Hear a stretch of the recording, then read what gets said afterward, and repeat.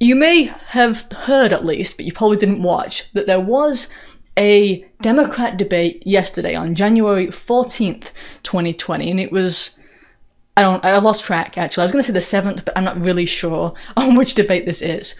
There have been so many, and they're getting more and more boring, because they've eliminated all the kind of interesting, fun candidates like Marianne Williamson, who was going on about how Trump had an aura of evil and evil powers, and she was going to fight him with love. She was really entertaining. She alone made the debates worth watching for her just minutes of crazy. That was great. And then you had a couple of other people, Tulsi Gabbard and Andrew Yang were at least different. I didn't really like them, but they did present something that was a little bit mildly outside of the kind of mainstream Democrat thing at this point. Now, the only people left on stage are the same people. It's like a mirror. Each one is exactly the same. Like, this isn't a debate. It's just like each one repeating verbatim the same things. In the most recent debate, however, CNN exposed itself as being even more biased than usual, upsetting a lot of pro-Bernie Sanders people, because they were so incredibly biased in favor of Elizabeth Warren and against Bernie Sanders. And so you had things like CNN is trash trending on Twitter and other social media sites. It's like, yeah, we know CNN is trash. We've been telling you guys for years. But seriously, they were just kind of shocked and appalled by CNN's obvious bias. But the reason that CNN is so biased toward Elizabeth Warren at this point is because they know that a communist isn't going to be elected in the United States. Yeah, maybe in Vermont he can get elected, but on the national stage, no, people won't. Democrats will vote for Republican, moderate Democrats will vote for Republican to get rid of Bernie Sanders, and they know it. And so they are now trying to bias the debates against Bernie Sanders because they don't want to lose. But then Elizabeth Warren, right, she is embracing the whole woman thing. She didn't do this earlier, and this is really important. She did not do this originally. She didn't mention her womanness very much back when there were other women on the stage. Like, now there's like Amy Klobuchar and that's it.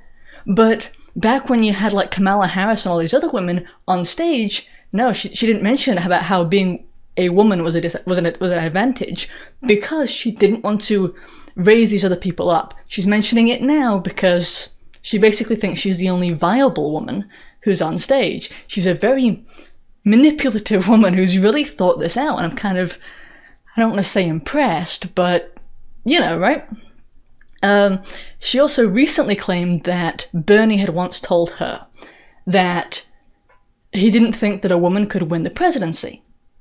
And, there's a track record at this point of Elizabeth Warren making up a false history in order to benefit herself, like when she said that she was kicked out of employment because she was pregnant, and then at another point she said that she just left the job by choice. Not to mention the whole I'm an American Indian thing, which she used to get into college and then to get published in a Native American, recipe book. That's what it was. Yes. All these different things, all these different fake histories that she's come up with. I don't really trust her word, but even if you do, so what if Bernie said that he didn't think a woman could win the presidency? That doesn't even mean that he doesn't think that a woman should. It just means that he didn't think the electorate would be likely to vote for them. It's actually a different thing. I'm not one to defend Bernie Sanders, because I can't stand the guy, but, fault him when he's wrong, and not for this. Anyway, Warren is doing it to try and take advantage of her. I'm a woman, and look how mean the men are to me. They're not paying attention to the fact that I'm a woman. Did you remember that I'm a woman? That's what she's doing. And at the end of this debate, Bernie Sanders tries to give her a handshake. I'll go ahead and show you. I'm going to go ahead and mute this video because I don't want to strike over it. But we'll take a look. This is right after the debate, and you'll see Bernie try and shake her hand. Here we go. Look at that. She literally makes a fist and pulls it away. And we have no idea what's being said here, but it doesn't look friendly. Right? This is her bringing out her hostile woman act.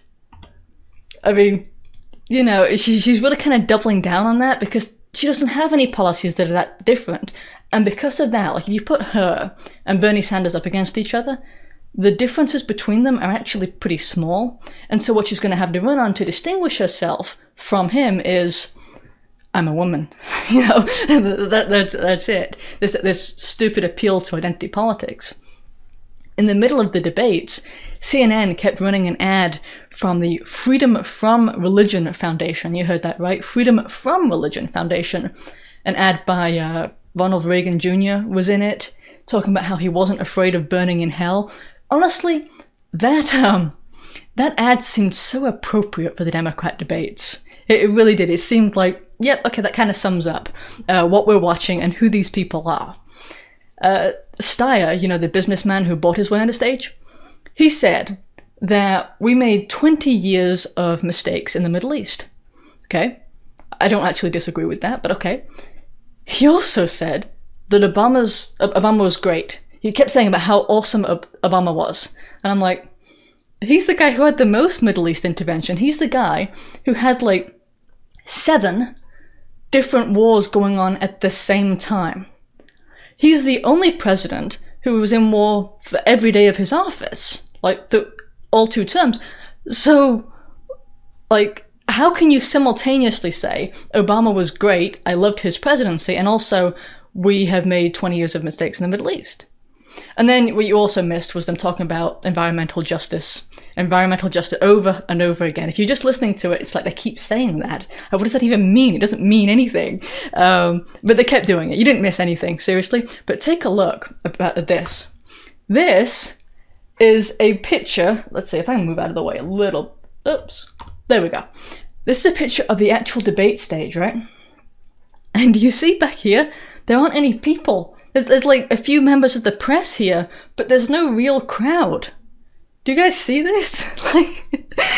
The entire thing is fake. Granted, I know that their views have been decreasing for every debate. Why wouldn't they?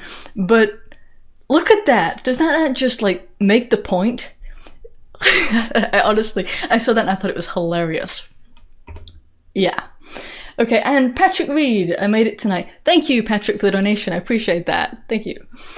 Okay, and I think the whole debate was best summed up, actually, because Van Jones had an accidental moment of honesty.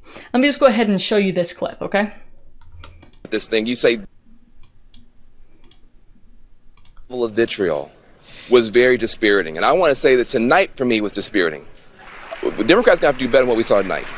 There was nothing I saw tonight that would be able to take Donald Trump out, and I want to see a Democrat in the White House as soon as possible. There was nothing tonight that, if you're looking at this thing, you say any of these people are prepared for what Donald Trump is going to do to us, and to see further division. Okay, you get that. Even he knows that these people don't stand a chance against President Trump. And he's saying that as someone who finds that to be disappointing.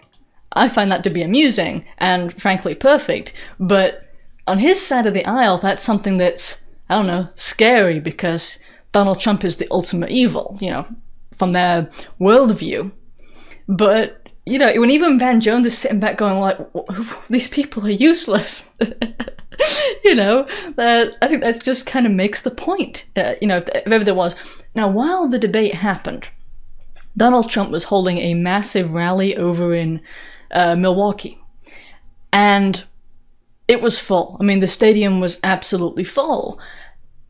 And it's just if you ever needed a moment of contrast, I guess that would be it. And the local press that was covering Trump's rally didn't cover the inside of the rally. They covered the fact that protesters showed up to complain about it. That's what they covered. And they had this one journalist who was standing there and joining in with the chanting of, "This is what democracy looks like." That chant, which actually that's not what democracy looks like, but whatever. They were doing that. And the journalist joining in, it's just it's so obviously biased. But, why cover the actual debate, the actual rally, when you can cover the response to it? Yeah. Anyway, I think it's kind of interesting, though, with this Van Jones clip that I just showed you, right? He just admitted, he's a journalist, supposedly. He's a journalist who just admitted that his agenda is to get a Democrat into the White House as soon as possible. a supposed journalist just admitted that to you and I. I mean, I guess we don't need the admission, but when you actually just hear it, it's just kind of like, well, okay, you know, you said it. Don't leave yet. Remember to like and share the video. And if you want to be reliably notified of new videos, sign up for my newsletter. Also, if you'd like to support the production of these videos, I'd appreciate it if you supported me over at Subscribestar, or you can buy one of our Healthwise Healthier products, or you can even get yourself some merch.